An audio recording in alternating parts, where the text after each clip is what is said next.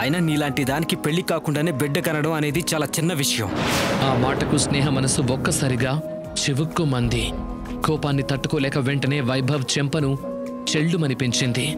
ఎవరితో అయితే తన జీవితం పంచుకోవాలనుకుందో అతని తన గురించి అంత నీచంగా మాట్లాడతాడనుకోలేదు. ఆవేశంలో ఉన్న వైభవ్కు యువన్ చేసిన పని మరింత కోపం తెప్పించింది. యువన్ మీద కోపంతో పర్ణిక ఇంకా వైభవ్ ముందుకు అడుగు వేశారు. కానీ ఇదంతా దూరం నుంచి వేరెవరో గమనిస్తూ ఉన్నారు.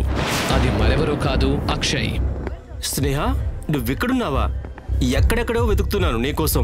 చెప్పకుండా నువ్వెప్పుడు అలా ఎక్కడికి వెళ్ళకు.